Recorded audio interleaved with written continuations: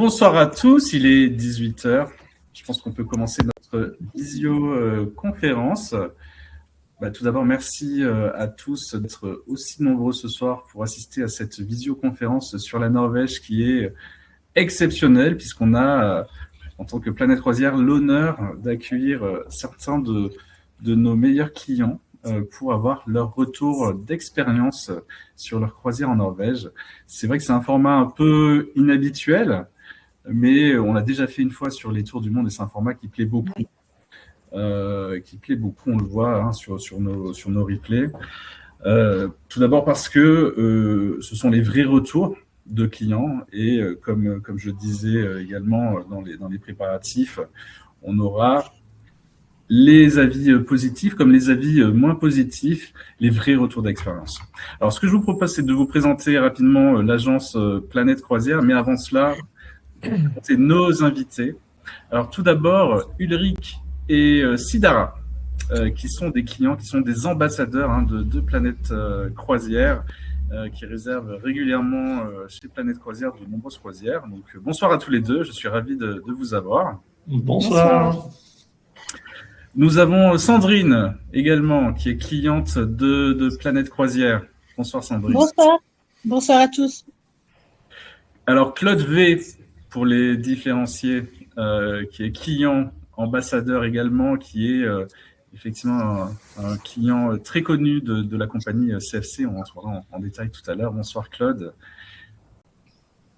Bonsoir tout le monde et bonsoir de l'Asie en plus, de Philippines, 1h du matin. Et voilà. Claude nous fait l'honneur d'être connecté ce soir avec le décalage horaire juste après la soirée. Donc merci, parce que je sais que ça doit piquer un petit peu, 1h du matin. Et bonsoir à notre deuxième Claude aussi, qui est un client Planète Croisière avec une expérience sur une compagnie un peu moins connue, mais qui mérite aussi d'être mis en avant. Écoutez, bonsoir à tous et ravi d'être parmi vous ce soir. Donc, comme je disais, je vais vous présenter très rapidement Planète Croisière. Alors, pourquoi choisir Planète Croisière? Tout d'abord, c'est choisir une agence de voyage spécialiste des croisières avec une forte renommée, que vous pouvez le voir en termes de satisfaction client. C'est vraiment notre credo chez Planète Croisière, c'est la satisfaction client, c'est les retours d'expérience client comme on le fait ici, c'est pouvoir inviter nos clients à des événements comme cette visioconférence, des événements qu'on fait tous les mois, et j'aurai le plaisir dans quelques instants de vous présenter les futurs événements que l'agence va vous proposer. Alors, je vous ai mis effectivement un résumé des avis Trustpilot. Je vous inviterai directement à aller sur le site pour aller potasser tout ça. Donc, les avantages de Planète Croisière, c'est effectivement une agence 100% croisière, 100% française aussi et à taille humaine, puisque vous connaissez vos conseillers, vous connaissez tout le staff de Planète Croisière. Je vous ai mis aussi des photos d'ailleurs, avec un service personnalisé de suivi des dossiers. On s'occupe également de tout ce qui est vol, transfert, hôtel, formalité, puisque nous sommes avant tout une agence de voyage. Et comme je le disais, tous les mois, vous êtes invités à des événements exclusifs, que ce soit des visioconférences ou même des événements dans la vraie vie, j'ai envie de dire, avec, par exemple, des invitations pour découvrir de nouvelles compagnies, la présence de l'équipe Planète Croisière au moment de l'embarquement pour les tours du monde. On ne fait pas que du virtuel chez Planète Croisière. Et d'ailleurs, vous avez la possibilité de prendre rendez-vous avec nous. Alors, surtout, prenez rendez-vous, je préfère le dire, pour qu'on puisse s'organiser dans nos bureaux, soit à Roubaix, soit dans nos nouveaux bureaux à Nice, bureau qui se situe juste en face du port, donc avec une vue magnifique sur le port de Nice. Voilà. Alors, la prochaine visioconférence, je peux déjà vous donner la date. C'est le 10 février à 18 h et vous allez découvrir le Tour du Monde Explora Journeys. Donc, c'est une exclusivité. C'est le tout premier en plus, tout premier Tour du Monde de cette compagnie de luxe haut de gamme. avec des invités de prestige. Hein. Donc surtout, pensez à bien vous inscrire à la prochaine newsletter de Planète Croisière pour pouvoir effectivement avoir l'accès à cette visioconférence. Et celle d'après, puisqu'au mois de février, on aura la chance d'avoir 2 visioconférences. Donc ce sera les nouveautés de la compagnie MSC Croisière. C'est le groupe MSC au mois de février, comme vous pouvez le remarquer avec la compagnie de luxe Explora Journée et les nouveautés MSC Croisière. Le mercredi 18 février à 18h avec plein de surprises. Et je peux déjà vous dire qu'il y aura de très beaux cadeaux à gagner à ces visioconférences. Donc surtout, pensez à bien vous inscrire à nos newsletters pour recevoir les invitations. Alors, comment nous joindre? C'est simple. Donc sur notre site internet, par téléphone ou par mail, réservation@planète-croisière.fr, le numéro de téléphone 0320 01 65 65. La particularité, c'est que jusqu'à fin mars, nous sommes ouverts du lundi au vendredi de 9h à 20h et le samedi et dimanche de 10h à 18h. Nous avons des horaires étendus pour la période hivernale pour pouvoir répondre à toutes vos demandes de réservation. Sur ce, je vais vous poser une petite question. On va faire un sondage rapidement. Question très simple. Comment allez-vous ce soir? Donc, 1. J'ai hâte de découvrir ce que cette visioconférence sur la Norvège me réserve. Je suis impatient de découvrir les anecdotes de nos invités.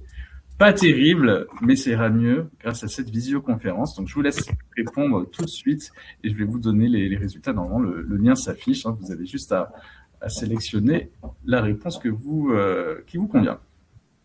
Alors, à votre avis, comment va le public ce soir? Le public très nombreux. Moi, je pense qu'ils sont impatients d'entendre les témoignages de nos invités. Alors, je vais afficher les résultats tout de suite. Et nous avons 73% qui ont hâte de découvrir ce que cette visioconférence leur réserve. Et je vais vous dire quelque chose. En toute transparence, je prévois de faire une croisière en Norvège. J'ai prévu d'inviter ma maman pour fêter sa retraite l'année prochaine. Et donc, j'attends de savoir vos retours d'expérience pour choisir la compagnie avec laquelle je vais faire cette croisière. Donc, on fera un sondage à la fin pour savoir quelle croisière tu dois choisir pour partir avec ta maman. Exactement. C'est vous qui allez choisir. Donc, ce que je vous propose, c'est de rentrer tout de suite dans le vif du sujet. Je pense que vous voyez l'écran qui vient de s'afficher. Et on va vous poser les premières questions. Anna, je te laisse la main. Merci Lilian. Oui, on souhaite bonne année d'ailleurs. Est-ce qu'on a souhaité bonne année déjà, Lilian? C'est notre première visioconférence de l'année. C'est notre première visioconférence. Le début d'année me paraît tellement loin, mais effectivement. On n'est que le 13. On peut encore se souhaiter la bonne année. Non, on peut, exactement. Très très belle année, effectivement, à tout le monde. Alors, pour vous présenter plus en détail, donc Sidara et Ulrik sont partis en croisière en Norvège en juin 2025 sur le MSC Preciosa. C'était une croisière de 15 jours au départ de Hambourg. On voit une très belle photo de vous deux. C'était au-dessus de quoi? De Stavanger? C'était Ellesund, celle-là, oui. Ellesund.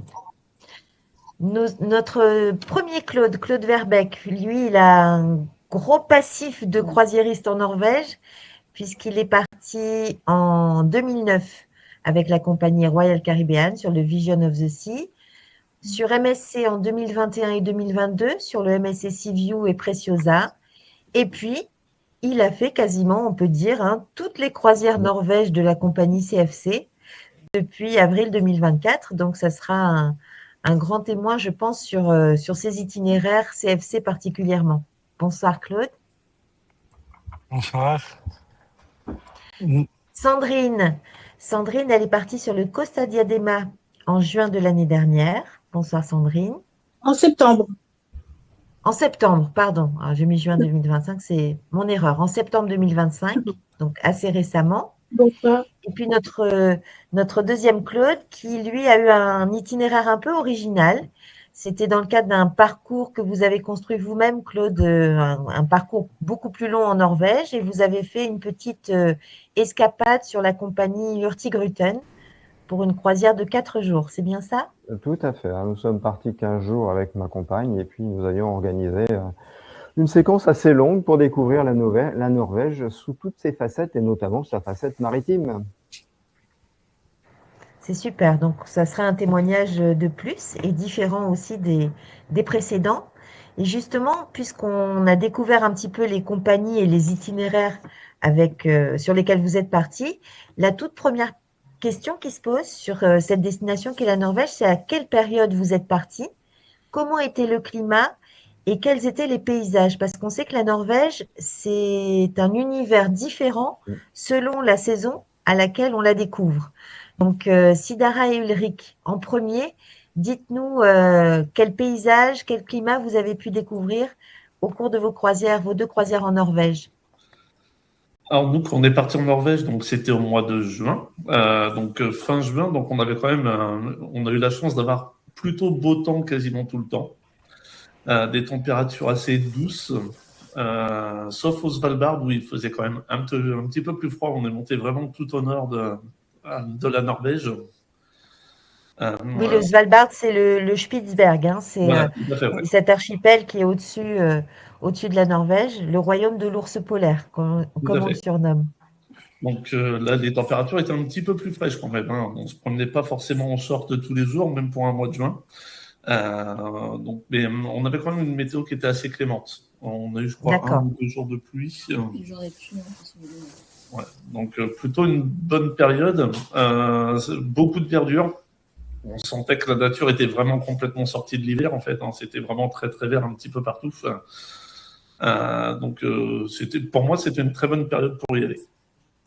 Un peu de soleil de minuit aussi, vous avez pu observer cette période-là? On a vécu cette expérience qui est quand même assez originale. C'est bizarre de se lever à 3 heures du matin et il fait jour comme s'il était 3 heures de l'après-midi. C'est vrai que c'est un petit peu déconcertant au départ, mais vraiment très sympa.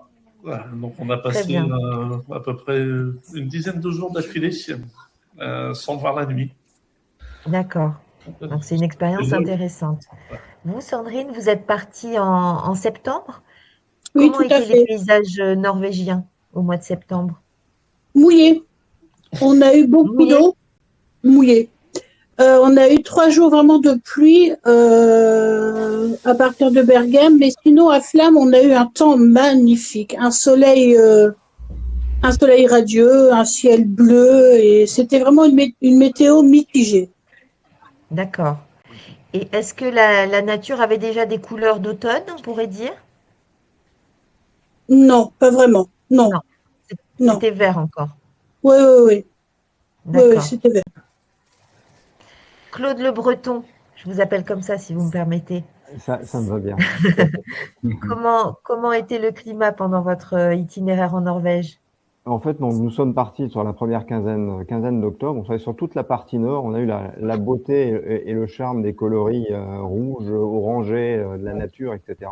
Et comme notre parcours était à la fois sur terre et sur mer, on a des approches un peu différentes. Sur la partie sud, c'était encore bien vert quand nous sommes redescendus. Et sur toute la partie nord, c'était vraiment magnifique, quoi. Avec la chance aussi de voir les premières aurores boréales. Et quand même avec un élément un peu inquiétant, entre guillemets, parce que c'est mon 2e séjour en Norvège cette année, en 2025. Et comme la première fois, en fait, je me retrouve avec échanger avec les gens qui nous font malheureusement le constat suivant, c'est qu'on se retrouve à chaque fois avec pratiquement entre 8 et 9 degrés au-dessus des températures moyennes. C'est ça. Donc on voit un réchauffement climatique perceptible. Ah mais complètement.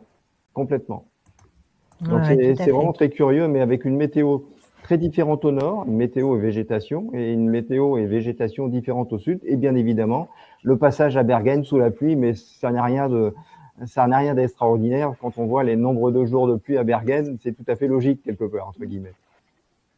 C'est ça. Et vous, Claude le Chinois, on peut vous appeler comme ça? Non. Claude Verbeek, vous racontez-nous sur toutes vos expériences de Ben, croisière en Norvège, les saisonnalités. Ben, j'ai commencé par le froid, les aurores boréales où, voilà, on a eu de la neige sur le bateau, 15 centimètres, à l'été où il y avait 23 degrés. L'été, c'était le juin, donc mai et juin.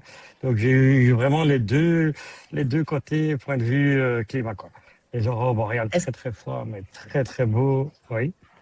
Est-ce qu'il y a une saison que vous avez préférée pendant ces croisières en Norvège? Ben, j'ai adoré les aurores boréales parce que c'était vraiment, on a passé C'est féerique. 4 jours presque sans dormir, et toute la nuit pour voir les aurores jusqu'à 4-5 heures du matin.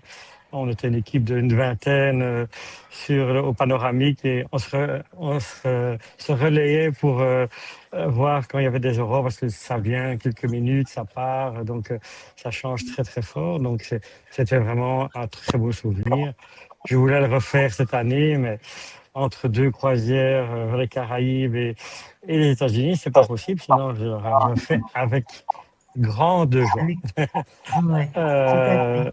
Donc, ça, c'était avec CFC, les dernières. Et après, j'ai fait 5 croisières d'affilée, vraiment toutes différentes, en allant, je dis, jusqu'au Cap tout en haut, Au Cap Nord. où on a eu un magnifique Cap Nord, les Géofontaines, le Vergen, l'intérieur. Donc, c'était vraiment avec un climat, il y avait 19-20 degrés, avec un ressenti de 23-24. Donc, C'est ça, on verra j'ai sué des en photos où marchant. vous portez cette même chemise. Ouais. Tout à fait. C'était tropical pour cette période-là, quoi. Donc, voilà. Très bien. Ça, Merci c'est mon beaucoup. expérience. Alors, vous êtes parti sur des bateaux très différents. Qu'est-ce que vous avez apprécié le plus donc sur votre bateau et le moins? On va commencer par Claude Le Breton sur Hurtigruten. Alors, ce que j'ai apprécié le plus, peut-être, c'est le pont 7 avec sa vision panoramique quasiment en 360 degrés, où là, quel que soit le temps, on peut passer une journée à contempler, parce que cette navigation au milieu des fjords, il y a toujours quelque chose à voir. Moi, je suis très curieux et toujours attentif aux éléments de nature. C'est du régal, quoi. Donc, même sans rien faire, il y a des choses à faire, ne serait-ce qu'à regarder, se poser et regarder, et puis prendre connaissance de tout ce qui se présente, quoi. Autre élément aussi peut-être intéressant, c'est que sur la compagnie sur laquelle j'ai navigué, on a des marins professionnels. Bon, il n'y a pas de souci. On a même eu un gros coup de tempête. C'est cette fameuse tempête du mois d'octobre qui est passée sur les îles britanniques, et puis on s'est pris quasiment des rafales à force 9. Le bateau, ça bouge pas. Donc, si ça peut rassurer des gens qui s'inquiètent par rapport au navire ou quoi que ce soit, franchement, à la fois on a des marins et on a un élément de navigation au milieu de fjords qui sont extrêmement sécurisants. Il n'y a pas ces phénomènes de houle qu'on peut trouver sur un océan qui est ouvert, quoi. Donc, si ça peut rassurer les gens. C'est l'une des questions effectivement sur le chat concernant le fait d'avoir le mal de mer sur la mer du Nord. Voilà, donc les gens très très sensibles, oui, peut-être un petit peu au départ, mais pour autant, moi qui navigue quand même assez régulièrement, ça bouge pas, quoi. Le bateau, il est stable. Voilà, il est tout à fait stable et on n'a pas ces mêmes impressions que si on avait à naviguer en haute mer, au milieu de l'océan, auquel on doit faire face aux aléas climatiques, quoi. Et le moins? De moins.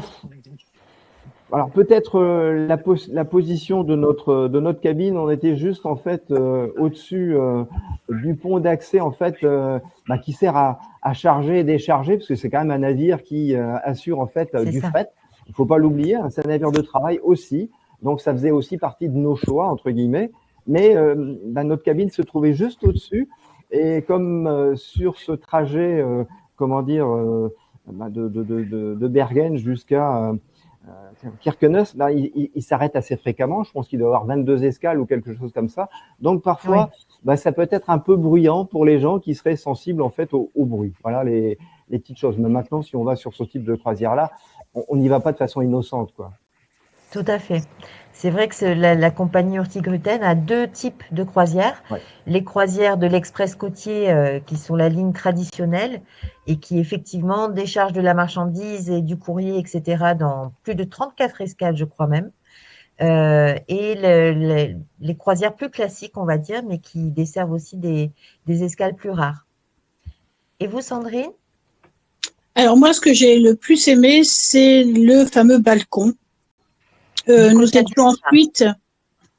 Donc franchement, le balcon, c'est primordial.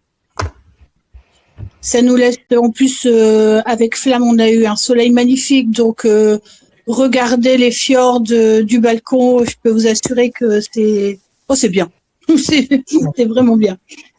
Voilà. Vous avez apprécié. Et le moins, qu'est-ce que vous avez Le moins moins, aimé alors, pour le dommage? j'ai réfléchi un petit peu et je trouve ça dommage, en fait, de finir la croisière sur une journée en mer. Je comprends. Voilà. Ça, c'est quelque part, il y a une petite frustration, un petit, c'est vraiment s'il faut trouver quelque chose de négatif, c'est ça. D'accord. Finir sur une journée en mer, on refait les bagages tout de suite après. Voilà. C'est voilà, On réintègre trop vite le quotidien. tout à On fait. n'a Ouais, pas le là, on est temps remis de... ouais, tout de suite. D'accord. Voilà. Ça, c'est vraiment pour moi le petit souci, en fait, entre guillemets. Hein. Sur le Preciosa et le Seaview, Sidara et Ulrich, vos points forts, ce que vous avez moins aimé. Après, le point fort pour nous, c'est surtout la taille du bateau, qui est ni trop grand ni trop petit. Parce qu'on a déjà fait des gros bateaux de 6000 passagers, et en fait, pour aller dans des endroits comme ça, je pense que c'est pas du tout adapté, il y aurait trop de monde. Donc le Preciosa est vraiment à taille humaine, donc je pense que c'est une bonne gamme de bateaux. Et à l'arrière du bateau, parce qu'il y a des fois, il y a quand même beaucoup de vent quand on est en mer, et donc c'est pas toujours agréable, entre guillemets, de se promener en extérieur. Mais sur tous les étages à l'arrière du bateau, il y a une petite alcôve, en fait, on est abrité du vent. On peut D'accord. profiter du coup du paysage, et ça, c'est plutôt pas mal, parce que si on n'a pas pris un balcon, par exemple, on peut quand même profiter des extérieurs sans être en pleine tempête de vent, parce que en pleine nuit, quand le vent il souffle, il fait pas chaud. Ça, c'est sûr. Et le moins? Après, nous, on n'a pas vraiment eu on aime bien les navires MSC, donc on n'a pas de... On n'a pas vraiment eu de moins. On n'a pas de moins. Ah, il n'y a pas eu de moins. Rien, Non. pas un moins. Non, puis Pas un même, petit déjeuner raté, quelqu'un de Même pas. désagréable, rien, pas de moins. non, et puis même dans les petits plus, c'est qu'on avait une hôte internationale française et un directeur de croisière qui nous a même fait un petit speech, enfin toute une présentation du Spitzberg pendant 3/4 d'heure en français pour les Français. D'accord. Et ça, c'était vraiment appréciable, parce que souvent les présentations vont être en anglais. Et tout le monde n'est pas forcément bilingue, donc ça peut être un peu dommage. Mais C'était là, la cerise sur le gâteau. ouais, c'était vraiment agréable d'avoir vraiment des échanges en français pour vraiment comprendre toutes les caractéristiques du Spitzberg. Tout à fait. Claude Verbeek, le Renaissance, puisque c'est celui qui vous a le plus fait naviguer en Norvège. Ben oui. Pour moi, l'avantage, j'aime bien les autres aussi. J'aime bien toutes les compagnies. Je suis croisiériste en premier. J'adore les croisières. Ben, c'est aussi sa particularité que je trouve, c'est que voilà, déjà, c'est un petit bateau, maximum 1000 personnes.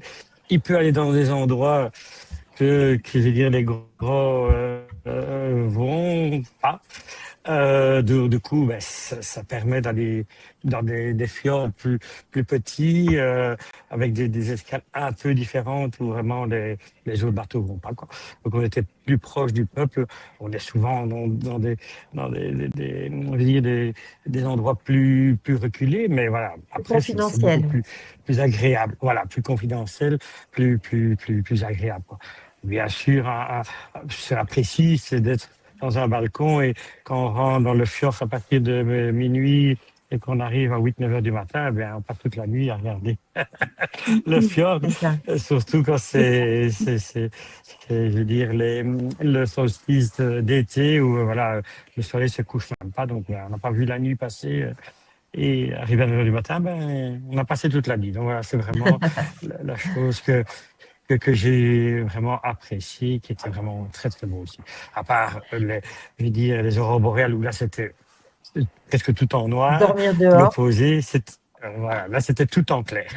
Donc il y a les deux opposés. Et un point négatif quand même sur ce bateau? Et comme vous disiez, le moins, ben, voilà, c'est un peu le point sur ce bateau-là. Le point négatif, c'est que tout le monde parle français. Voilà, on peut dire ça. Donc, voilà. Bon, c'est un point négatif voilà, qui a l'air quand même assez c'est positif. j'ai agréable. l'impression. Le bateau, pour certains, oui, pour d'autres, non. Ceux qui parlent anglais, donc ils disent, Ouais. on parle que français. Non, je rigole. Mais non, voilà, le point un peu négatif, ben, le bateau est un peu plus ancien, mais ça, on l'aime comme on l'aime. Voilà, c'est des vieux bateaux que je retrouve d'il y a 25 ans, 30 ans, que j'adorais. Donc voilà, on est bien là-dessus. Voilà, les Messi, c'est les plus gros bateaux, différents, mais voilà, c'est ce que j'apprécie surtout sur CFC, quoi. C'est un peu mon Très cœur, bien. pour Très ceux qui ne bien. le savent pas. Voilà, merci. Sur les cabines, on va passer rapidement sur les choix de cabines dans lesquels vous êtes partis au cours de vos croisières en Norvège. Alors Claude, justement, on reste avec vous. Sur les dernières croisières que vous avez faites, en quelle cabine est-ce que vous étiez sur le Renaissance? Ben, là, j'ai fait les deux, le balcon normal, le balcon promenade. J'avais aussi une fenêtre. Ça dépendait le choix. Quand c'était vraiment dans les fjords, ben, j'avais un balcon promenade. Donc là, on pouvait sortir, on a une vue directement et on a toute la promenade du Ça, c'est pont agréable. 6 pour faire le tour. Voilà. Donc là, je peux sortir et je traverse, je vais de gauche à droite et j'ai un accès directement, je veux dire, au balcon. Et je peux aller du côté gauche et du côté droit, parce que des fois, il y a un paysage du côté droit qui est d'une chose et l'autre qui n'est pas du tout la même. Donc, on a une Tout à cabine d'un fait. côté, mais on voit pas l'autre. Ça, c'est cet avantage-là que je trouve. Après, voilà. Il y a Donc des ça, c'est une intérieurs bonne aussi. recommandation sur le Renaissance. Voilà, c'est bien. Après, les aurores boréales, le balcon, pour moi, n'est pas une séance utile parce qu'il fait noir très très tôt, donc voilà. Et les aurores boréales, on le vivait d'en haut et pas du balcon. Parce que les D'accord. aurores, on les voit moins bien parce que c'est vraiment au-dessus, donc le balcon empêche un peu. Le balcon est beau, après on peut sortir. Et je dis, voilà, pour les clients qui veulent l'intérieur, aux aurores boréales, il n'y a pas de souci. Tout se passe pour moi, je trouve, en haut d'ailleurs.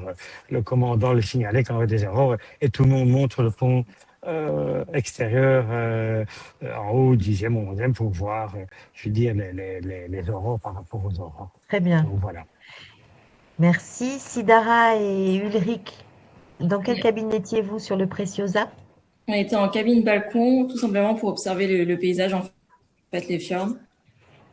C'est ça. Se coucher, regarder le soleil de minuit avant de dormir. Enfin, c'est vraiment être à l'extérieur. C'est ça. Le spectacle est aussi à la fenêtre, en fait, au balcon. Claude Brier, quelle cabine sur le Richard Wyss de Hurtigruten? Alors moi, j'avais une cabine extérieure, bon, qui était tout à fait convenable. Je rappelle tout de même qu'on est sur un bateau de travail, donc il y a quand même une répartition un peu différente concernant les cabines, même si vous aviez des cabines prestige et autres. Mais avec un On la confort voit ici, la cabine. Regardez, Claude. Ça devait être un petit peu ce type de cabine que vous aviez. La deuxième. La deuxième, tout sur à fait. Tout à fait. Voilà.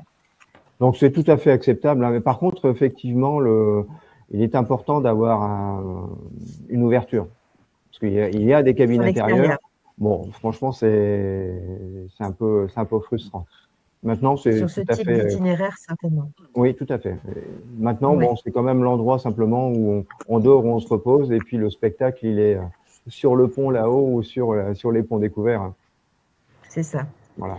Vous, Sandrine, vous nous avez dit le plus grand bien déjà de votre cabine balcon? De la suite, oui. Ouais.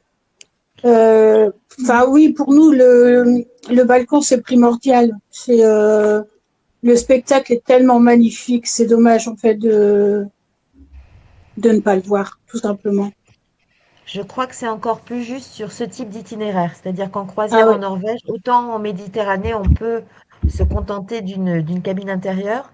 autant si on peut se le permettre, la cabine balcon, ça rajoute au plaisir de la croisière sur une Ah ouais, croisière en ouais, Norvège. vraiment. Oui, oui. Alors, comment était la restauration à bord? Je sais que c'est un vrai sujet. Hein, Oh, Alors, Sandrine. ah, ça y est, Sandrine, on parle de restauration, c'est moi la première, oui. C'est un pur Alors. hasard, Sandrine. Pur hasard.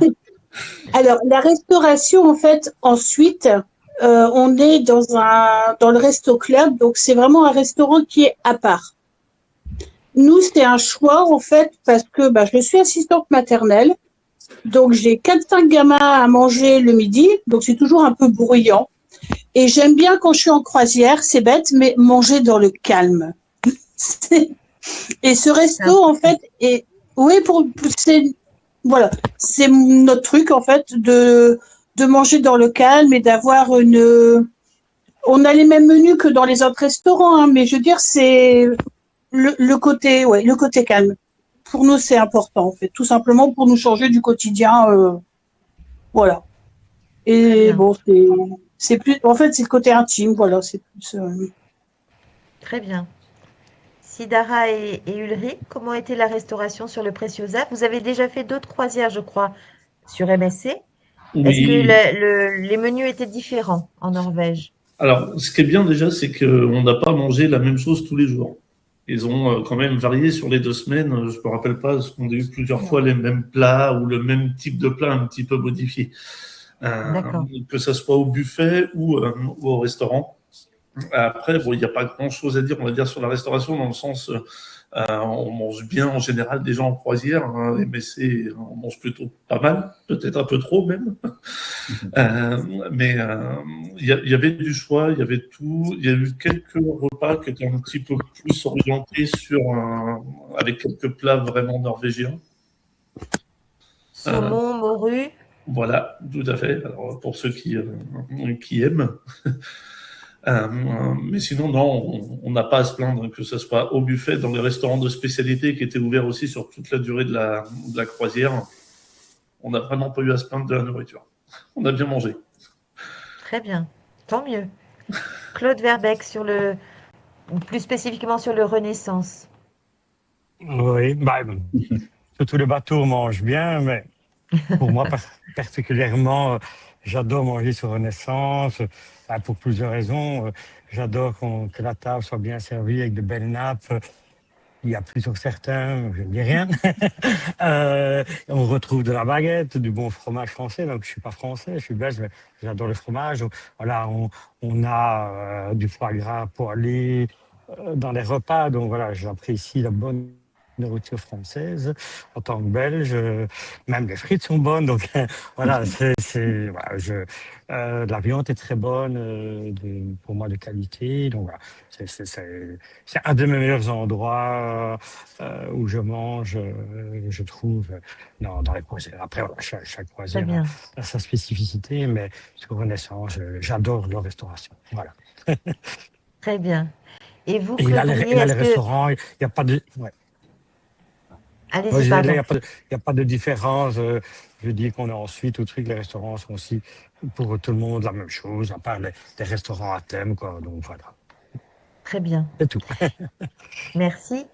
Et vous, Claude Brier, donc est-ce que c'est différent sur Hurtigruten parce que c'est vraiment la compagnie norvégienne? Donc on se dit peut-être que la cuisine y est plus authentiquement norvégienne à bord. Est-ce que c'est le cas? Pas forcément. En fait, on a de la chance, entre guillemets, parce que c'est un navire sur lequel le nombre maximal de passagers est limité. Hein. Je crois que ça doit être quand il est plein, c'est autour de 500 personnes, pas plus. Je crois que ça doit être ces données-là. Et nous avions, lorsque nous y étions, je sais pas, 200, 250, donc on était relativement à l'aise avec un système de buffet assez sympa et diversifié sur le temps que nous y avons passé à bord. Ça, c'était pour le midi. Et pour le soir, un système avec 2 services servis à table cette fois, avec un peu plus d'intimité et de plats travaillés, avec là aussi quelques spécialités norvégiennes de temps en temps. Mais franchement, rien à dire parce que à la fois avec le personnel de salle ou que ce soit comment dire, les cuisiniers venant apporter ou remplir les plats sur la partie self entre guillemets. C'est sympa parce qu'on peut discuter, quoi. Il y a vraiment ce que j'ai bien aimé moi en tous les cas, et c'est cette grande proximité aussi avec le personnel. D'accord. Une convivialité appréciable. Oui, tout à fait, ouais. Et les activités à bord, comment étaient-elles? On reste avec vous, Claude. Vous avez passé peu de temps sur le bateau Ouais, tout à en fait. Norvège, Donc, mais de fait, mes remarques en fait seront limitées au temps qui est le mien, au d'autant temps que passé. voilà, au temps passé. Il y a des gens qui ont séjourné sur une période beaucoup plus longue, mais effectivement, il y avait un calendrier d'animation, etc., qui permettait à tout un chacun de se divertir, de s'informer, parce qu'il y avait quelques conférences très intéressantes sur l'histoire de la Norvège, l'histoire de la compagnie, qui a quand même une histoire assez sympathique et très locale quelque part, et qui s'est inscrite en fait dans le développement économique du pays, parce que comment dire, le créateur a quand même fait beaucoup de choses dans la matière, notamment en termes de création de routes, de navigation, de création de chenaux pour que ces bateaux puissent passer. Donc, il y a vraiment ce côté intéressant. Et puis, il y a quelques rituels que j'ai trouvé sympathiques, notamment les rituels liés au passage du cercle polaire, ou le rituel, notamment dans le cadre de la visite du fjord des trolls. Là Oui. aussi, des éléments, comment dire, bien sympathiques, et avec une grande participation de l'équipage et des gens qui ont de multi-activités dans le navire, mais qui sont aussi présents lors de ces mouvements, je dirais, avec les passagers. Alors, vous pouvez nous dire un peu plus, là, vous maintenez le mystère, mais quand on passe le cercle polaire, qu'est-ce qui se passe? Alors, écoutez, je sais pas si pour les autres voyageurs, ils ont pu bénéficier de ça, mais toujours est-il qu'il y avait la traditionnelle cuillère d'huile de foie de morue. Ah, Ah oui, sympa! sympa, donc Ah, avec je croyais qu'on mettait de la cuillère. glace dans le dos, moi. On met pas de la glace dans le dos? Ben là, pas pour nous. En tous les cas, nous avions droit à notre cuillère Ah, d'huile de foie de morue qui était offerte servie par le commandant. Et puis, nous avions notre petite cuillère gravée en inox sympa. pour rentrer. Et dans le cadre de la visite du fjord des Trolls, là, nous avions, comment dire, un espèce de chocolat chaud, mi-chocolat, mi-cognac ou autre chose, avec un petit mug qui va Sympa. bien. Et puis, bon, là aussi, un petit peu d'animation autour. Donc, c'est sympa. Ça met de la convivialité auprès de tout le monde, ça fait un petit break, ça met un peu de rythme. Enfin, je trouve ça sympa. Très sympathique. Ouais, Et tout vous, à fait. Sandrine, sur le Costa Diadema, qu'est-ce que Alors, vous il y avait pensez des une activités à bord et des journées de navigation? Il y avait une conférence assez sympa sur les Vikings. D'accord. Vraiment, on a appris quand même énormément de choses. C'était sympathique, ça durait 1 heure. Non, vraiment très très bien. Et puis vous avez toutes les animations le soir, les spectacles, etc. Donc franchement c'est une très belle équipe de danse, de chant, etc. Les équipes d'animation qui se donnent à fond aussi. Alors ça, surtout les journées en mer, ils sont sur tous les fronts. Et voilà, vous avez des coins calmes aussi, si vous voulez, avec les coins lecture, les coins cartes. Vous pouvez aller chercher des livres aussi. Donc voilà, il y en a pour tous les goûts. C'est ça qui est bien aussi. Tout à Ceux fait. qui veulent rester au calme, ceux qui veulent profiter. Enfin, bon, nous on n'est pas piscine, jacuzzi non plus. Donc Donc, mais la voilà. saison s'y prête peut-être pas non plus. Sur le Preciosa, Sidara et Eric, quels sont vos ressentis par rapport aux activités? Alors, il y avait bien sûr toutes les activités classiques du soir, spectacle, soirée à thème et autres. Donc, comme je disais tout à l'heure, il y a eu la présentation aussi par par le directeur de croisière du Spitzberg, donc ça qui était plutôt sympa comme petite activité. Et au moment du passage justement du cercle arctique, ils ont fait une petite animation aussi avec, alors je me rappelle plus c'est quel dieu des océans qui vient remettre les clés au capitaine pour que le passage se passe bien. Et du coup, D'accord. les passagers ont reçu un petit diplôme dans leur cabine directement. Un petit diplôme officiel avec un petit souvenir, voilà, comme quoi on a passé le cercle arctique. C'est une petite animation toute simple, hein, qui coûte pas grand-chose en plus à la compagnie. Mais qui est sympathique. Voilà. Et après, voilà, un petit peu, je pense, comme Sandrine sur Costa, beaucoup d'animations, des journées en mer, cours de danse, voilà, des quiz, des blind tests, vraiment un petit peu. Et une petite dégustation qui était assez spéciale, c'était du saumon au chocolat. Ah oui, ça c'est original. Et c'est original, oui, voilà. Avec de l'huile de foie de morue ou sans? Non, sans, avec de la salade. Ah, mais saumon au chocolat, c'est particulier. Ouais, c'est voilà. sympathique. C'est pas quelque chose qu'on ferait nous-mêmes par ici, hein. Absolument. Et vous, Claude Verbeek, comment c'était sur le Renaissance? Est-ce qu'il y avait des moments particuliers à bord? Ben, les jours en mai, surtout quand on est dans la direction des fjords, j'ai eu 4 ou 5 conférenciers vraiment passionnés, différents. Un par les Vikings, l'autre par les aurores boréales, des spécialistes qui font vraiment, je veux dire, pendant 1 heure et demie, même certains, des conférences en expliquant leur passion et ils montrent les images, et les petites astuces où il faut aller, la langue, la monnaie, tout ça. Et souvent, ils sont là parce qu'ils restent tout le temps de la croisière. On les voit à bord et on peut les accoster, discuter avec eux, voilà, de cette passion-là. Donc, je trouve ça intéressant. Donc, je me suis fait même 3 amis, donc voilà. Et je les retrouve et quand ils vont dans certains bateaux, je demande quand ils retournent pour les revoir. Donc, ouais, c'est quelque chose pour moi très, très, très, très chouette. Je me suis fait une belle amitié avec 3 conférenciers. Donc, voilà. Donc, très bien. Et on s'entend tous les mois, donc voilà. C'est très positif, chouette. Je trouve. C'est positif. Alors, qu'avez-vous pensé du personnel de bord? On en a déjà un petit peu parlé. Et notamment, est-ce qu'ils sont francophones? Parce que c'est une question qui revient régulièrement. Alors, Claude, sur CFC, on en a déjà parlé. Je suis là depuis quasiment le début de la compagnie, 2 ans et demi, 3 ans, enfin faire 3 ans au mois de juin. Au début, il y avait beaucoup de Mauriciens, donc c'était vraiment très, très agréable. Il y en a toujours, donc les gens disent des fois il n'y en a pas, mais en général, dans les garçons à table, il y a le premier qui parle un Mauricien et l'autre c'est un Indien ou un Philippin, donc voilà, comme un peu dans tous les bateaux. Mais il y a quand même, je veux dire, encore beaucoup de Mauriciens à la réception.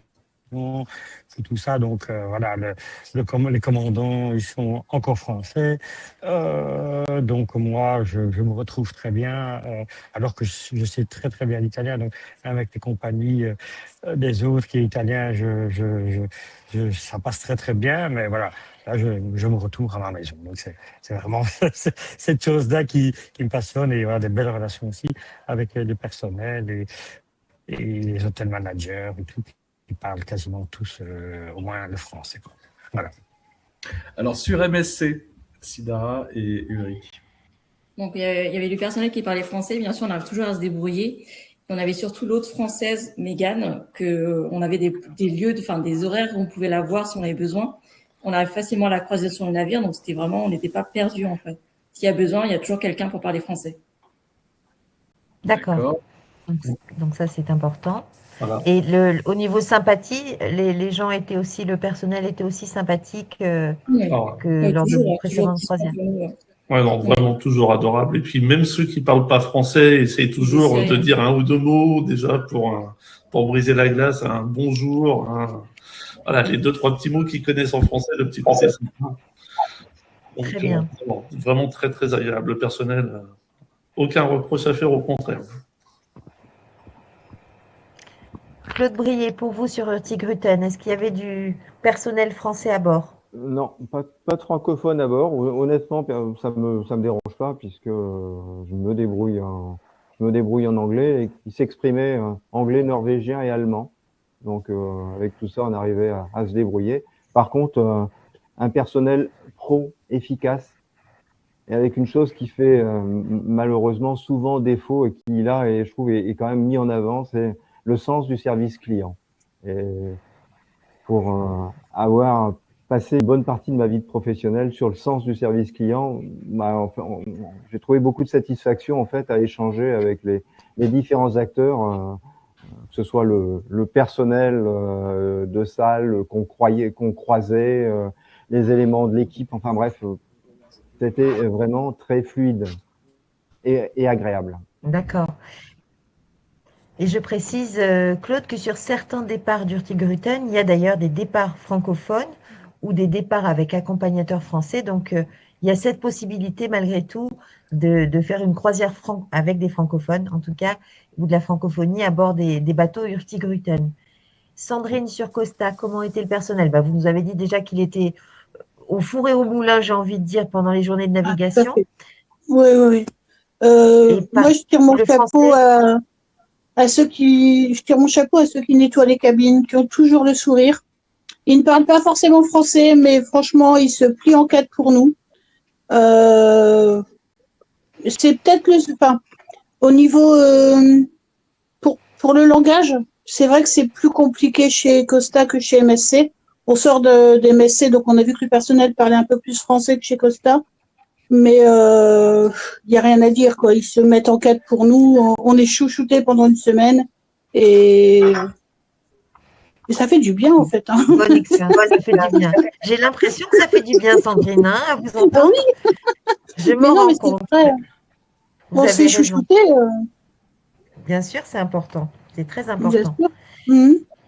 Est-ce que vous avez réservé d'autres prestations avant votre croisière en Norvège? Je pense particulièrement aux excursions. Donc, c'est vous qui vous y collez en premier, Sidara et Ulrich. Alors oui, on avait fait quelques réservations et d'ailleurs, il y a bien une chose à faire attention, c'est que si on veut absolument faire une excursion bien précise, il faut s'y prendre très tôt. Les places sont souvent très limitées si on réfléchit une semaine de plus, il y a des fois, on ne va pas avoir l'excursion qu'on voulait. Donc, bien avant le départ de la croisière, vous voulez dire? Ah oui, on avait tout réservé bien avant. Déjà, même pour tout ce qui est forfait boisson, forfait internet et autres, parce que ça coûte bien moins cher déjà qu'on le fait à l'avance. Et pour les excursions, on les avait réservées à l'avance. Généralement, on est plutôt du genre à s'y prendre un petit peu à la dernière minute pour les excursions, voir ce que propose sur place le bateau. Mais là, en fait, plus on regardait sur le compte MSC, en fait, plus on regardait à l'avance, plus on voyait les excursions qui étaient complètes. Donc, ah oui. C'est un peu stressant. Donc ça, c'est un bon truc et astuce à garder en tête. Et je pense aussi que sur ce type d'itinéraire, c'est important de faire les excursions peut-être avec la compagnie, parce que quelquefois les départs sont un peu serrés. Disons qu'il y a la sécurité, en tout cas, de le faire avec la compagnie. Notamment, nous, on a été au Cap Nord, donc pour aller vraiment jusqu'à la sphère. C'est pas si compliqué d'y aller par soi-même, mais en termes de timing, ça peut être très très compliqué parce qu'il n'y a pas 50 cars qui font la navette. Donc il y a un avantage quand même, on va dire sécuritaire, à passer par la compagnie. On sait que le bateau va nous attendre et qu'on ne va pas être obligé de faire une jolie photo du départ du bateau avec nous à quai. Donc voilà, c'est surtout réservé en avance. Merci beaucoup. Claude Verbeek, vous, sur CFC, est-ce que vous avez réservé des prestations, des excursions avant votre croisière? Oui, des fois, je vais être honnête, pas trop souvent, mais voilà. Parce que j'ai une autre politique dans ma tête, donc voilà, j'aime bien organiser moi-même, mais voilà, quand c'est des trucs bien spécifiques, et je sais, voilà, j'ai un groupe de fans qui me suivent et qui me disent souvent, et on en discute, voilà, si vraiment des choses et qu'on n'est pas, on se sent pas soi-même capable, il vaut mieux, comme disait Sida, je crois, c'est ça, Sidara, de bien réserver à l'avance, parce que surtout en Norvège et tout ça, il n'y a pas beaucoup, c'est très limité, les bus, les excursions. Donc, des fois, on arrive dans des villages où il n'y a rien, il n'y a même pas un taxi. Donc, voilà, il vaut mieux tout s'organiser. Voilà, ils n'ont pas confiance en eux, de devenir la compagnie, où il y a vraiment du choix, mais le faire à l'avance. C'est souvent très complet, et un peu de bruit là, la discothèque s'ouvre. J'ouvre là pour la discothèque, et un peu de retour. Donc, c'est prendre à l'avance. Plus que sur les autres destinations. Oui, c'est beaucoup plus que sur les autres destinations. Il faut vraiment s'y prendre à l'avance parce que c'est souvent très, très limité. Quoi. Et les langues, si on veut en français, surtout en français, des fois c'est plus compliqué de trouver des guides français pour eux, je crois. J'ai même une expérience, une fois, ils ne trouvaient pas de guide, mais c'était juste un peu les îles à côté. Ben, ils avaient pris 4 guides d'abord pendant une semaine pour être sûr d'avoir des guides. Oui, D'accord. Allez, ils avaient bien organisé cela, mais voilà, c'est compliqué, je crois. Donc, il faut s'y prendre. C'est un conseil pour les clients qui veulent que leur choix et leur destination, leur excursion soient faits de le faire à l'avance. Très bien. Sandrine, même constat pour vous? Vous avez réservé des excursions à l'avance sur Costa? Oui, on avait réservé le Danemark et la Suède. Donc c'est une excursion qui s'appelle la visite des 2 royaumes. Ça nous donnait l'occasion, en fait, en passant par Costa, d'aller jusqu'en Suède et puis de visiter un petit peu avec un guide, comme on connaissait pas du tout. Le reste pouvait se faire à pied, par nous-mêmes. Mais c'est vrai que là, on a été bien guidés, on a découvert pas mal de choses et c'était bien. En fait, c'est des choses qu'on n'aurait pas vues. On n'aurait pas vu autant de choses en fait par nous-mêmes. Très bien. Claude, je ne sais pas si vous avez fait des excursions ou des choses particulières à bord du Richard Wyss. Richard Wyss, ouais. Non, en fait, nous n'avions rien réservé. Quoi qu'il en soit, le parcours est tel qu'il y a même des escales qui ne durent que 15 minutes. D'accord? Oui. Donc, par contre, des gens qui ont effectué une croisière beaucoup plus longue, il y a possibilité de réserver, il y a possibilité d'avoir des excursions, il y a même à certains moments possibilité de descendre du bateau, partir en quart et récupérer le bateau le lendemain ou autre chose. Donc il y a quand même pas mal de choses en fonction du temps de présence. Ce que nous avons fait, dans les 2-3 escales un peu plus longues, c'est bien évidemment d'aller à terre et de découvrir par nous-mêmes le lieu, l'endroit tel que nous voulions. À toi, Lilian. Quelle est l'escale qui est pour vous l'incontournable? Juste une à retenir. Alors, Sandrine. Flamme. Flamme. Ah oui. Ça vaut le coup de mettre son réveil très tôt. 5h30, 6h moins le quart. Et vous regardez par la fenêtre et je peux vous assurer que là, les frissons, vous les avez. Je m'attendais pas à réagir comme ça, les larmes aux yeux, c'est tellement magique de voir le bateau qui glisse dans un silence mais incroyable et voir ces fjords là qui sont là juste à côté. Franchement, c'était un pur bonheur. C'est pas quelque chose qu'on a l'opportunité de voir. Et là, franchement, ça fait quelque chose, vraiment. Ah oui, c'est sorti du cœur, on a entendu. Ah oui, non, c'est vrai. Non, c'est vrai. Voilà. Super, flamme donc pour Sandrine. Ah oui. Et pour vous, Claude Verbeek, une escale. Moi, sinon, vous allez nous dire toutes beaucoup, les escales. Non, une que j'ai vraiment très, très appréciée, mais qui était très, très fatigante. Donc, on est à Guérangère, on est parti, on avait loué une voiture parce qu'on voulait vraiment passer une journée très, très longue et très, très agréable. Et on était jusqu'au rocher c'est Anne d'Arquefroche, je ne sais plus comment ça s'appelle, là, ces rochers.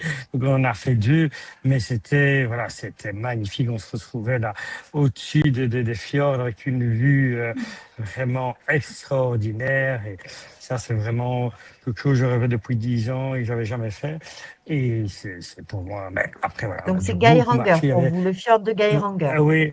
Voilà, c'est ça. Pas le fjord en lui-même, c'est pas le plus beau, mais aller voir Geiranger, après monter dans le Arsgøvåfjord, je ne sais plus comment ça s'appelle. Exact. C'est vraiment, c'est monter au-dessus des rochers. On est au bord du rocher et après un précipice, donc c'est même dangereux, je trouve. Mais voilà, on a des photos magnifiques. C'est vraiment, et c'est plaisant. On est là, c'est vraiment très, très, très agréable. Voilà, pour moi. Magnifique. Alors, Sidara et Ulrich, vous n'êtes pas obligés d'avoir la même. Vous avez le droit à 2 escales différentes, si jamais. Alors, justement, on n'est pas d'accord. Ah, voilà, j'ai senti. Je l'ai vu venir. Donc, pour moi, l'escale incontournable, même si on refait la Norvège où je veux retourner, c'est au Spitsberg. C'est vraiment. Alors, c'est pas pour le décor en lui-même, mais c'est vraiment cette impression d'être au bout du monde. C'est la seule fois où, en se promenant dans la ville, on a croisé des rennes dans la rue. Ah oui, c'est sympathique. Voilà, pour dire à quel point la nature prend son droit, en fait. Hein. Ils étaient là avant nous, et c'est le seul endroit où on a vu un panneau un panneau avec un ours dessus, où il faut une arme et un permis pour pouvoir aller plus loin. Il faut un guide, sinon on n'a pas le droit de passer ce panneau. Donc là, on est vraiment rendu au bout du monde. On est sur la toundra, où il n'y a rien qui pousse, il n'y a rien, et pourtant les gens arrivent à y vivre correctement. Donc je trouve que c'est pas intéressant. Et vous, Sidara, c'est quoi? Moi, c'était le Cap Nord parce qu'en fait, j'avais vu en photo et je voulais y aller aussi. Et du coup, je l'ai fait. J'ai ma photo avec la sphère du Cap Nord. C'est ça. Une petite case à cocher. Ça, c'est fait, le Cap Nord. Paraît-il qu'il y a même un bureau de poste au Cap Nord, qu'on peut poster une carte postale timbrée du Cap Nord. Oui, elle est dans le petit bâtiment qui est à côté de la sphère, du coup, au niveau du musée. Il y a une boîte aux lettres où on peut s'envoyer une carte postale du Cap Nord. D'accord. Et vous, Claude, sur Utrecht, pas forcément pendant votre croisière, mais en tout cas dans les villes côtières, quelle est l'escale pour vous la plus incontournable? Je dirais celle que nous avons pu avoir le temps de visiter, c'est Trondheim en fait, parce que arriver de nuit, descente au lever du jour et découverte de la ville dans une magie de couleurs, parce que ce jour-là le ciel était plutôt agréable avec un lever donnant différentes teintes sur les maisons colorées. C'était vraiment très très très sympa. Bon, c'est super parce que chacun de vous a une vision différente et ça prouve à quel point la Norvège est composée de paysages multiples et non pas que de fjords, d'eau et de falaises. Donc, c'est vraiment très instructif. Et maintenant, dans le prolongement de ce que vous venez de dire, quelle est votre meilleure ou votre plus belle expérience pendant cette croisière? Et on commence avec vous, Sandrine. À part le repas dans le calme, et à part ça. Non, c'est tout simplement la découverte de la Norvège que je ne connaissais pas. Et une petite anecdote qui me revient d'un coup, en fait, l'importance du balcon. Hein. Nous avons été suivis pendant quelques heures par un sous-marin. Ah oui? Et oui, qu'il était juste à côté de nous et on va dire à quelques mètres, quoi. Et ça a duré quelques heures. Donc ça, c'était une expérience inédite. Peut-être pas la plus belle de votre croisière, mais inédite. Ah non, bon, faut pas voir le mal tout de suite non plus, quoi, mais c'était surprenant. C'était surprenant. Je veux dire, on voit pas ça tous les jours. Merci beaucoup, Sandrine. Voilà. Sidara et Ulrich, on voit justement le panneau dont vous parliez, Ulrich. Tout à fait. Tout à fait, les grands esprits se rencontrent décidément. Alors, c'est quoi? Vous avez aussi le droit d'avoir une plus belle expérience différente, tous les deux. Alors, pour une fois, par contre, là, on est d'accord. On est d'accord. Ah, très bien. C'est l'expérience. Voilà, c'est l'expérience du soleil de minuit. Enfin, c'est vraiment quelque chose. C'est perturbant, en fait. C'est beau et perturbant. C'est beau et émouvant, vous avez dit? Ouais, c'est émouvant, c'est perturbant parce que c'est vrai que le cerveau, des fois, on regardait l'heure, il était 1h30, 2h du matin, mais on n'était clairement pas fatigué. Pourtant, on avait fait l'excursion toute la journée. Mais en fait, le cerveau fonctionne autrement vu qu'il fait pas nuit. On n'a pas l'impression qu'il faut aller se coucher. Donc ça, c'est inoubliable pour vous. Ouais, c'est vraiment des couleurs qui sont vraiment. C'est pas la même luminosité qu'en plein jour. C'est un petit peu plus dans les jaunes, dans les orangés, donc il y a une couleur qui est un petit peu différente et franchement magnifique sur les paysages, c'était vraiment très beau. Donc la prochaine fois, ce sera les aurores boréales, si je comprends bien. Oui. Et vous, Claude Brier, quelle était votre, pas forcément durant la croisière, mais en tout cas, votre plus belle expérience norvégienne? Alors la plus belle expérience norvégienne, c'est peut-être celle que on a pu avoir sur l'île de Senja où nous avions séjourné quelques jours avant par nous-mêmes avec les aurores boréales et puis les sentiers de grande randonnée, mais d'une façon quand même rattachée à la croisière, c'est cette navigation dans une nature sauvage, avec un grand respect pour ces gens qui le pratiquent toute l'année, parce qu'encore une fois, c'est un bateau de travail pour lequel il y a des objectifs, entre guillemets, ou des liens économiques forts entre le sud de la Norvège et puis toutes ces villes et petits ports le long en fait de la côte jusqu'à Kirkenes tout en haut. Et grand respect pour eux parce qu'on a pu voir, et c'est une des photos que vous avez transmises, ce coup de vent avec plus de force neuf, mais Ouais. franchement, c'est grand respect. Merci Claude. Deuxième Claude, quelle est votre plus belle expérience au cours de vos croisières norvégiennes? J'en ai beaucoup, mais j'en dire qu'une quand même. Où Une, j'ai voilà, adoré. Voilà, une. J'ai adoré, j'ai fait le Golden Train. Où voilà, on a eu 1 heure et demie de train où on traverse vraiment le long, c'est plus les fjords, là, mais c'est dans les terres où vraiment les chutes. Et c'était avec une vue magnifique. En plus, le train, à chaque endroit, pas s'arrête, mais ralentit pour qu'on voit les cascades. On voit, j'ai vu 30, 40 cascades. C'était vraiment, j'aime bien les cascades. Donc, des fois, je marche des heures pour aller voir les cascades. Donc, c'était vraiment pour moi aussi une très belle Golden Train. Une belle pour ceux expérience. qui veulent y rechercher. Voilà, une très belle. Et un très beau train aussi, un ancien train, mais il était très, très beau, très bien aménagé, quoi. Très bien. Voilà. On vous voit aussi en photo. Il y avait une expérience là-haut qui avait l'air intéressante, Claude. Oui, Vous êtes fait de nouveaux amis, je vois.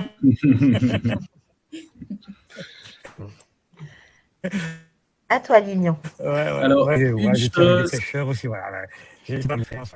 Mais peut-être qu'il va répondre à cette question, du coup. Une chose qui vous a surpris ou déçu au cours de la croisière. On va commencer par Claude de Bretagne, cette fois-ci.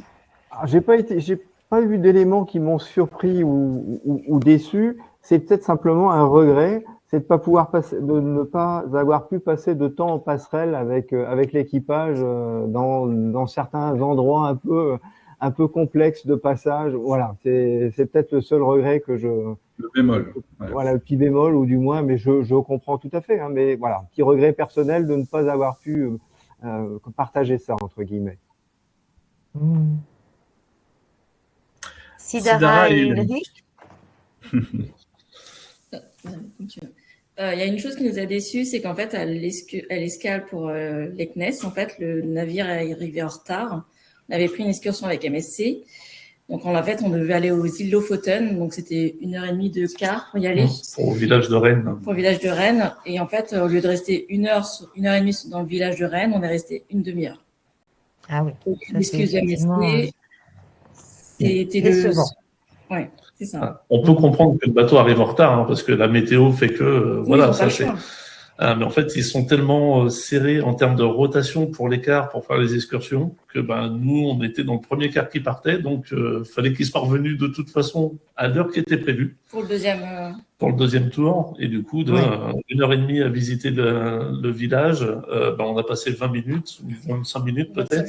Et par contre, on s'est tapé 3 heures de car pour faire 25 minutes sur place. Donc c'est effectivement une frustration. Ouais, parce qu'on attendait beaucoup des îles Lofoten, donc tout à fait. C'est une escale assez rare. Et vous, Sandrine, sur le Diadema, quelque chose qui vous a surpris ou déçu? Déçu, c'est que la croisière est passée très très vite. Ah, voilà. Mais vous devez avoir cette déception à chaque voyage, j'imagine, non? Quasiment, oui, c'est vrai. Mais non, déçu, sincèrement, rien du tout. C'était une très très belle découverte. Tant mieux. Claude Verbeek, sur le Renaissance pendant vos croisières, une surprise ou une déception? Pour moi, une petite centaine de croisières m'ont surpris, qui est devenu un peu déception maintenant, c'est que voilà, on pouvait en pleine navigation aller faire une visite à capitainerie, que le commandant nous invitait. Maintenant, ils le font encore, ça devient payant, mais voilà, ça reste quand même, je veux dire, très agréable d'être en pleine mer et d'être, je veux dire, à la capitainerie en navigation. Renaissance le fait encore, les autres. ça devient très très rare ou très cher ou pour des gens privilégiés. Et voilà, CFC le font encore payant, mais avec d'autres choses, pas que la capitainerie, mais voilà, c'est quelque chose que j'ai apprécié que dans certaines de croisières, comme je dis, on ne pouvait pas le faire avec d'autres compagnies, quoi. Donc, ça, c'est quelque Tout à chose que fait. j'adore. Voilà. Merci beaucoup. Comment se sont déroulées les excursions? On en a déjà un petit peu parlé, donc peut-être qu'on ne revient pas dessus parce que je vois que le temps passe, Lilian. Donc Le ça, temps on va passe revenir plus tard. et on a aussi des sondages à faire, mais on va terminer par Tout rapport à à ça. fait. Alors peut-être un conseil que vous pourriez donner chacun d'entre vous pour bien choisir sa croisière en Norvège. Quel conseil vous aimeriez donner, Sandrine? Alors là, vous me posez une colle. Alors peut-être Euh, pour préparer votre valise, par exemple, pour la préparation des bagages. Est-ce qu'il y a un conseil particulier, Sandrine? le parapluie. Comment? Le parapluie, oui, c'est Ah, le primordial. parapluie. Le parapluie. Je lis d'ailleurs, beaucoup de gens demandent qu'est-ce qu'il faut prendre, combien il fait. En fait, c'est tellement variable. J'imagine qu'il faut prendre un petit peu de tout, Un peu, du voilà, c'est chaud, du exactement moins ça. chaud. Un peu de tout, un peu de tout. La crème solaire, pas forcément. Les moustiques non plus. Voilà, ça c'est bien. Mais le parapluie, c'est indispensable. C'est- D'accord. Et puis donc, pas de ne pas terminer sa croisière par une journée de navigation. Ah Ça vous ouais, a un peu ouais, frustré. ça je trouve ça en fait c'est il y a un petit truc qui manque en fait. C'est vrai que c'est voilà. Enfin, c'est mon Un avis perso. dernier. Après, voilà, voilà. Très bien. On a l'impression qu'on Effectivement, nous vole cette dernière journée en fait. je comprends. Voilà. Vous, Claude Verbeck, merci Sandrine. Vous, Claude Verbeck, quel conseil vous aimeriez donner? Un conseil, c'est j'aime bien de choisir une petite compagnie, que ce soit Hurtigruten que j'ai jamais fait, mais j'ai beaucoup d'amis qui l'ont fait. Et voilà, j'aime bien des petits bateaux qui vont dans des petits endroits et très, très, très, très agréables. Et on n'arrive pas que à Bergen ou des grosses îles. C'est beau qu'on n'a jamais été la première fois, mais voilà, quand on l'a fait 5, 6 fois, on aime bien changer, voir des petites villes et d'autres lieux, plus dans les terres des fjords. Donc, je C'est conseille ça. des petits bateaux. Il y en avait plusieurs compagnies, mais voilà. Les petits bateaux pour aller dans des escales plus confidentielles, plus rares. Voilà, ouais, c'est ça. Merci Claude. Sidara et Ulrich, un petit conseil? Un chacun, même si vous voulez. Bon, en fait, le conseil, c'est surtout de bien choisir la période où on veut y aller. Il y a le choix entre l'été et pouvoir monter un peu plus haut, et l'hiver et les aurores boréales. Donc, si on n'a pas la possibilité d'y aller 2 fois, déjà de choisir ça. Et après, bien faire attention à la météo, comme on disait pour la valise. Essayer d'avoir des couches qui peuvent se superposer facilement, parce qu'il peut faire très frais le matin, mais très bon l'après-midi quand on est en train de marcher en excursion. Donc on peut partir le matin, il fait 5-6 degrés. Il s'était déshabillé, il avait mis la veste et puis au fur et à mesure, il était Ah en ouais, t-shirt. j'étais obligé d'enlever les couches les unes après les Un autres. Parce que, striptease. voilà. Ulrich faisait un striptease dans les bois norvégiens. Bravo. Voilà, c'est public quand même. Hein, mais... Oui, des couches voilà. d'oignons, c'est ce qu'on conseille, Voilà, effectivement. voilà. Tout à fait. Et vous, Claude Brier, un Ouais. conseil que vous aimeriez donner? En complément de ce que dit Ulrich, oui, sur les vêtements, avoir des vêtements techniques qui permettent de faire face à quelques inconvénients thermiques ou hydrologiques, entre guillemets. Mais la Norvège est un pays qui est très, très vaste. Donc, entre une croisière dans le sud, une croisière dans le nord, j'imaginais que c'est pas la même chose du tout. Et de pouvoir bien associer à la fois la découverte via la mer, mais ne pas s'attacher qu'à ça et faire aussi la découverte à terre, parce qu'il y a vraiment de très, très, très belles choses à voir. Donc, prolonger le séjour, pourquoi oui, pas, tout à par fait. un parcours terrestre. Ouais. Tout à fait. Des conseils variés, Lilian, tu as vu? Tout à fait. Et je vais rajouter aussi un petit conseil, mais plus pour les réservations en général sur les croisières. Pensez à réserver vos croisières lorsque vous êtes directement à bord. Les connaisseurs le savent, il y a toujours des remises en plus. Et vous demandez à basculer votre dossier chez Planète Croisière. Voilà. Comme ça, vous pouvez cumuler en plus avec les avantages Planète Croisière. Donc ça, c'est le petit conseil réservation, qui n'a rien à voir avec la Norvège. Mais c'est important de le savoir. De manière générale. De manière générale, exactement. Alors, est-ce que vous aimeriez... Voilà, vas-y, Lilian. Je t'en prie. Aimeriez-vous refaire donc une croisière en Norvège? Et si oui, que feriez-vous différemment? Alors, j'ai vu qu'effectivement, Sidara et Ulrich ont déjà répondu à cette question, hein, puisqu'il y a l'été et l'hiver. Mais il ne faut pas oublier que la Norvège est aussi très différente en l'automne et le printemps. Donc, potentiellement, c'est 4 croisières en Norvège. Hein, Alors, Claude de Bretagne. Ouais, moi, j'ai fait un bout. J'ai fait Tromsø vers Bergen. J'aimerais bien faire Tromsø vers Kirkenes pour connaître toute cette partie encore plus nordique de la Norvège. Avec la même compagnie, avec Hurtigruten toujours? Tout à fait, et toujours sur l'Express côtier, parce que franchement, moi, ça m'a vraiment Ça vous a emballé? Ah oui, tout à fait. Vous changeriez de cabine ou vous resteriez toujours en extérieur? Ah non, toujours en extérieur. Toujours en extérieur. Ah oui. Très bien. Claude de Verbeek, de CFC. Ouais. Ben, c'est que moi, j'aimerais bien qu'ils soient différents et qu'ils le font de temps en temps. Je les fais aussi lors d'autres villes. C'est difficile de répondre à cette question, Claude. Vous avez fait toutes les croisières en Norvège existantes. Ouais. Oui, non, mais c'est resté 2 jours. Ouais. Ils ne font pas trop en Norvège, mais à Oslo, d'autres, il faut rester 2 jours, donc une night. C'est très agréable, j'aime bien. Ça permet de découvrir, peut-être à Bergen ou des villes des plus grandes villes, de le faire. Quoi. Mais voilà, c'est un autre coup pour les compagnies, c'est d'autres choses. Ça fait pas.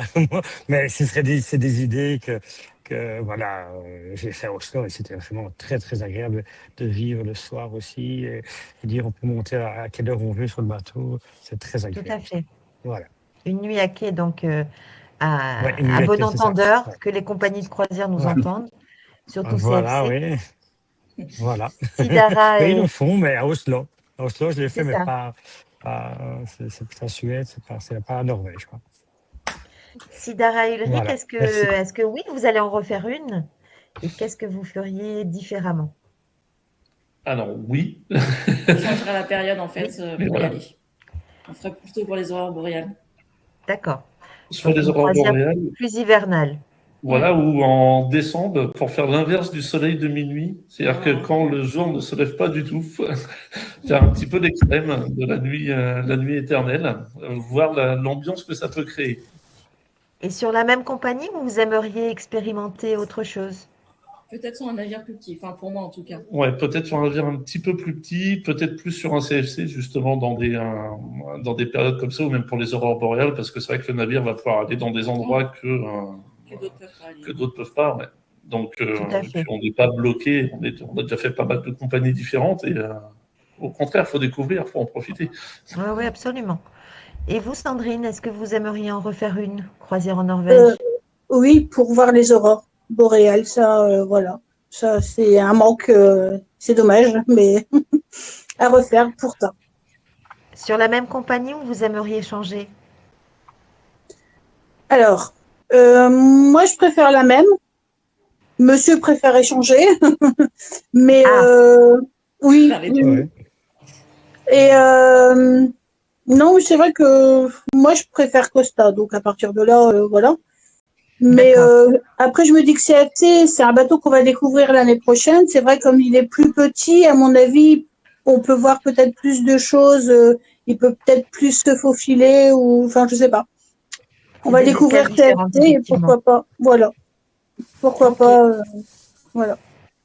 Très bien. On vous le souhaite, Sandrine. Merci. Ça, c'est ta question, Lilian. Hein. Alors, pourquoi selon-vous réserver la croisière en Norvège avec Planète Croisière? C'est pas une question piège. Dara et Ulrich. Que ça se passe en Norvège ou ailleurs, c'est la qualité de service, en fait, tout simplement, la proximité, la disponibilité. On est habitué, nous, à notre agent de voyage. La moindre question, on a toujours une réponse. Le moindre petit truc qui peut changer, on est prévenu. Voilà, on a une qualité de service, on n'a pas du tout l'intention d'aller voir ailleurs.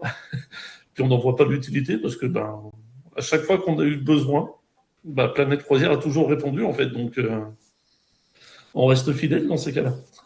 Merci beaucoup. Sandrine? Eh bien, pareil. Je crois que notre première réservation avec vous, en fait, ça s'est mal passé, mais à cause du Covid. On avait réservé et les croisières ont été arrêtées très rapidement après notre réservation. Et franchement, votre agence nous a remboursé tout de suite. Ça paraît bête, mais à partir de là, on a eu vraiment confiance en vous. Et on s'est dit, ils prennent soin de leurs clients, ils comprennent. Et ça a été vraiment le début, en fait. Et ensuite, on a découvert les conseillers.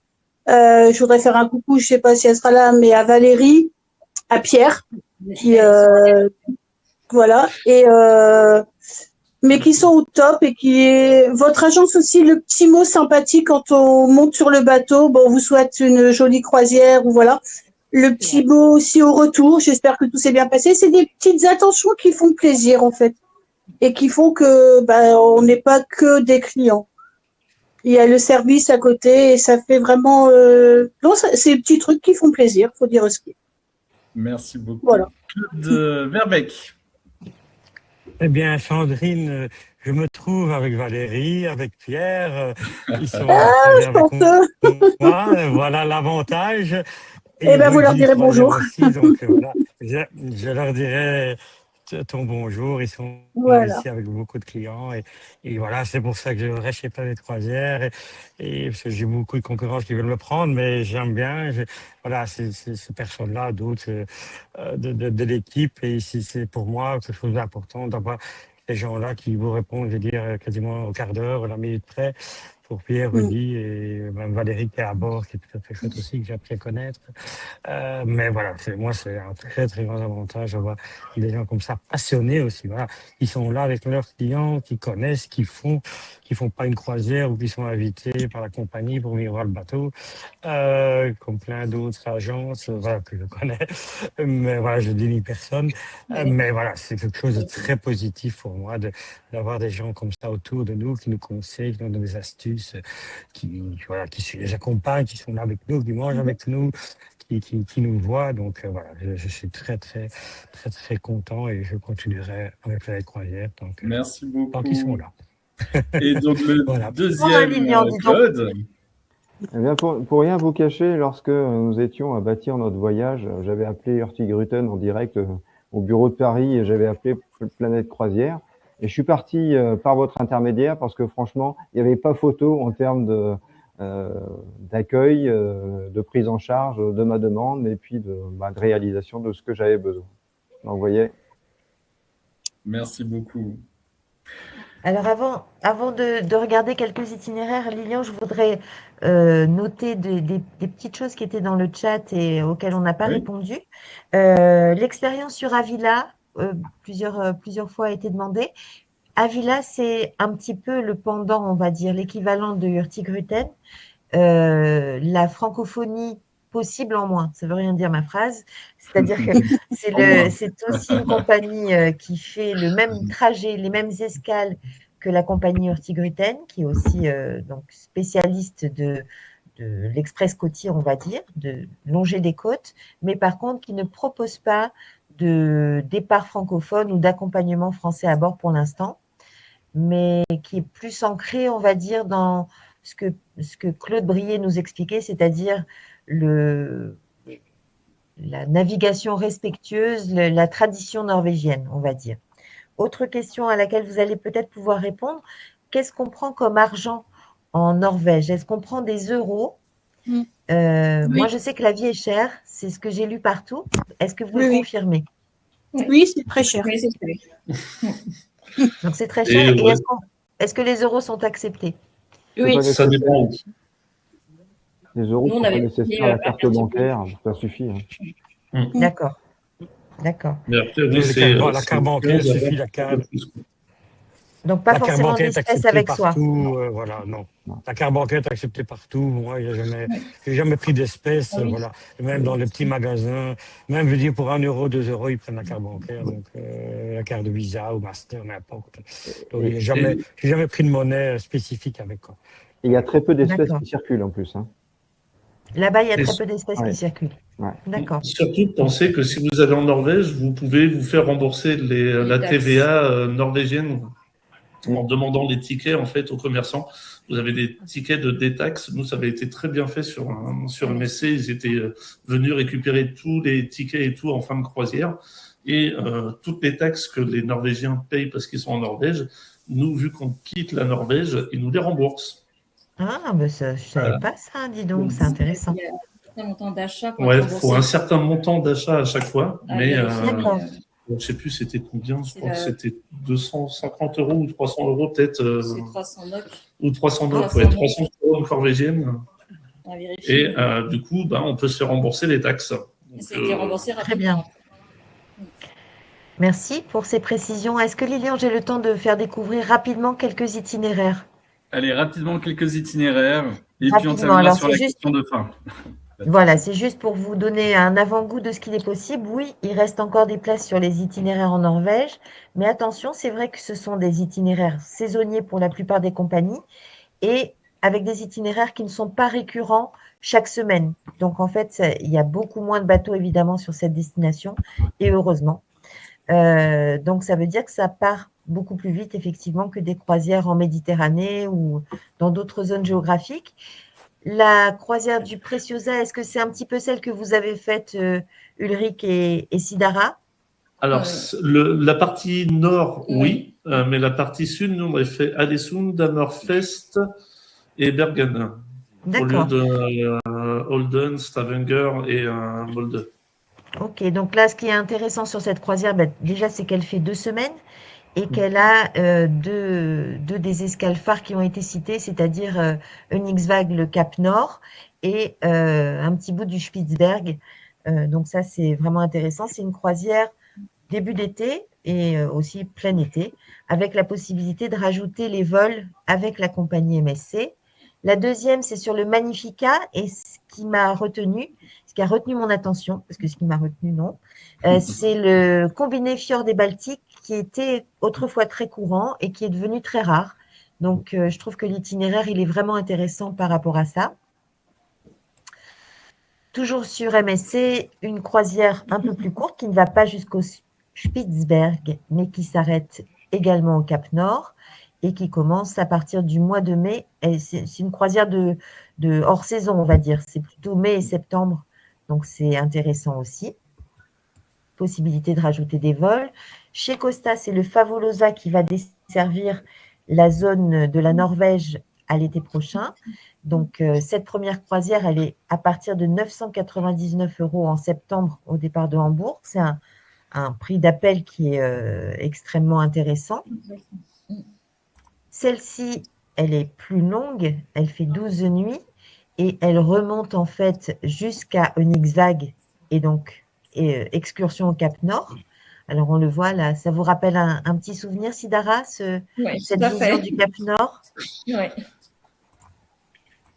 Le Costa Favolosa toujours pour 14 nuits avec un départ en octobre et donc la possibilité, et non pas l'assurance, on n'est pas sûr d'en voir des aurores boréales, mais en tout cas la possibilité de voir des aurores boréales et des escales un peu plus rares comme Narvik ou Leknes qui sont rarement proposées par les compagnies avec des gros bateaux. Sur CFC, j'ai pris la croisière Soleil de minuit. CFC, ce qui est intéressant pour l'été prochain, c'est que le départ est de France. Ça sera le départ de Dunkerque. Et les escales, comme le bateau est plus petit et comme l'a expliqué Claude, sont plus rares. Là, j'ai noté Alta, Sandan, Ostfjorden. Vous pardonnerez mon accent norvégien hésitant. Lumière arctique, ça, c'est encore des escales rares, toujours au départ de Dunkerque. Et on monte plus haut, on va jusqu'à Hammerfest, donc qui est bien au-dessus du cercle polaire. Et la fameuse route des trolls, c'est vous qui nous en avez parlé, Claude Brier, de cette route des trolls. Les joyaux du Vestlandet, ça c'est intéressant parce que c'est une croisière qui reste sur le sud de la Norvège, mais qui va vraiment là où les autres ne vont pas. C'était une pub, ça, non? Ah oui, c'était une pub pour une autre croisière, d'ailleurs. Oh non, qui va aussi en Norvège d'ailleurs. Donc avec des escales rares, cette fameuse cascade de Voringfossen et le Morangerfjorden et l'Akrafjorden. Et rien que le nom, on voyage déjà. Les aurores Je boréales. l'ai pas fait celle-là. Je l'ai pas Ah, fait vous l'avez celle-là. pas faite? C'est l'occasion. Ben voilà, celle-ci, elle est pour Non. Claude. Tu lui mets de côté, Lilian. Tu lui mets de côté. Sur l'Express côtier avec Hurtigruten à la recherche des aurores boréales.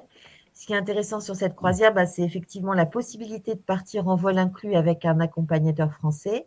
34 escales, comme Claude Briet nous l'a bien expliqué. Quelquefois, c'est des escales de 10-15 minutes, hein, donc on ne descend pas, on regarde juste par son hublot ou son balcon. Et puis, des départs, par contre, qui sont quasiment quotidiens de septembre à mars. Et si au cours de votre croisière, aucune aurore boréale n'est signalée par le commandant, eh bien, vous avez la possibilité de repartir. On vous offre une seconde croisière pendant la période des aurores boréales. C'est plutôt sympathique comme promesse. Moi, j'aime bien ce genre de promesse.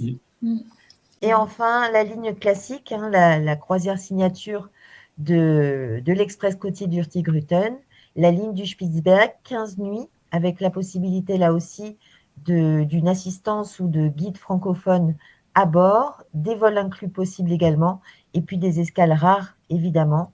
On va jusqu'au Spitzberg, et non pas à Longyearbyen, qui est en bas du Spitzberg, mais plus haut, jusqu'à Ny-Ålesund. Donc, c'est une vraie découverte authentique de toute la côte norvégienne. J'ai fini, Lilian, j'ai été vite. Merci, Anna. Alors, une dernière question.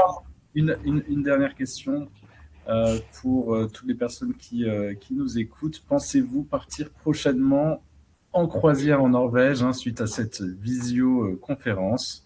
Donc oui, j'ai déjà réservé et j'ai hâte. 2, je vais réserver prochainement. 3, j'hésite encore à réserver. 4, je ne pense pas. Alors, est-ce que vous les avez convaincus? C'est ça la question, au final. Il ne faut pas hésiter, il faut y aller. C'est logique.